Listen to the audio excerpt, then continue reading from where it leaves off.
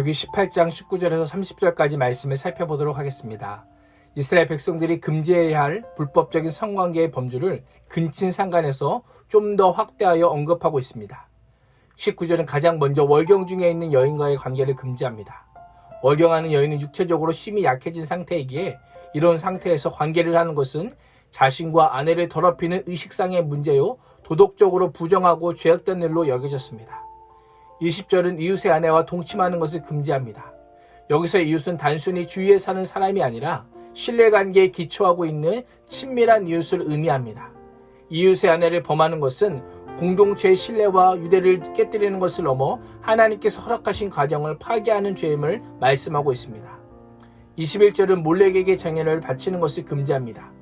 18장 전체가 성범죄에 대해 언급하는데 왜 갑자기 몰렉이 등장하지라고 생각할 수 있습니다.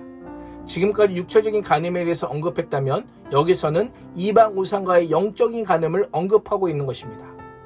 몰렉에게 자녀를 산채로 바치는 것은 하나님께서 주신 자녀를 개인의 소유로 생각하고 자신의 욕망을 위해 사용하여 자녀를 죽음으로 내몰아 생명을 끊어버리는 것을 의미하기에 금지하고 있는 것입니다. 22절과 23절은 비정상적인 성관계로 동성애와 짐승과의 관계를 언급합니다. 동성애는 가증한 일이라고 분명히 말씀합니다. 성경에서 가증하다라고 하는 단어는 땅이 토해낼 정도로 그 죄악이 심각한 것을 표현할 때 사용하는 단어입니다. 오늘날 동성애를 인본주의와 성의 표현과 자유라고 하는 의미로 긍정적인 시각으로 보거나 중도적인 입장에서 이해하려고 하지만 동성애는 고대로부터 심각한 범죄로 여겨왔습니다. 동성애는 하나님께서 남자와 여자에게 주신 역할을 무시하고 생명 탄생의 통로인 성을 쾌락을 위해 사용하는 도구로 변질시켜버린 하나님의 창조 질서에 대한 도전이라 할 수 있습니다. 또한 동물과의 관계는 하나님의 형상대로 창조된 인간이 자신의 특권을 버리고 동물과 같은 수준으로 낮아지는 자기 비하를 넘어 성을 쾌락의 도구로 사용하여 사람과 동물을 명확하게 구분하신 하나님의 창조 원리에 대한 모독이라 할 수 있습니다. 24절에서 30절은 지금까지 언급한 불법적인 성관계에 대한 구체적인 규례들을 어길 경우 어떤 벌이 임하는지를 말씀합니다. 가나안 주민들이 하나님께서 가증히 여기는 일로 스스로 더럽히자 그 땅도 더러워졌고 결국 땅이 가나안 백성들을 토해내었습니다.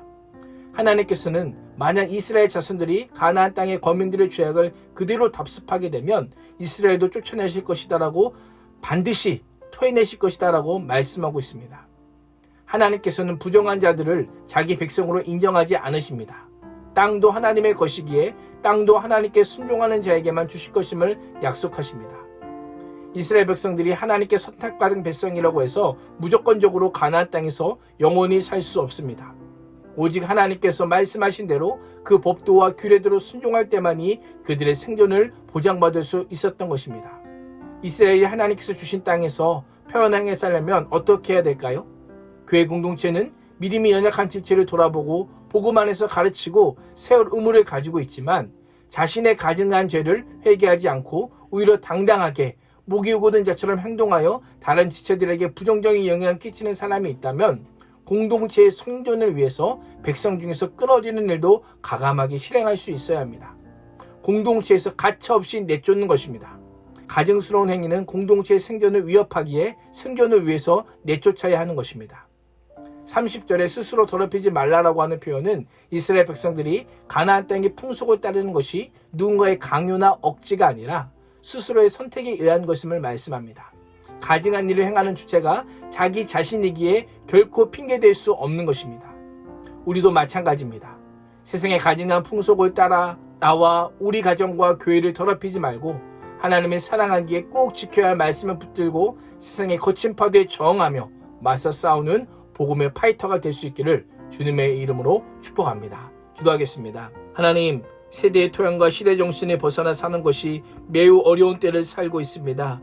주위를 보면 하나님께서 토해내실 만한 문화와 가치관들이 보편화된 시대 속에서 하나님의 백성으로 나와 가정과 교회를 더럽히지 않고 살 수 있는 하늘의 신령한 은혜를 우리에게 허락하여 주시옵소서. 주님의 다시 오심을 준비하는 거룩한 신부로 살게 하여 주옵소서. 예수님의 이름으로 기도합니다. 아멘.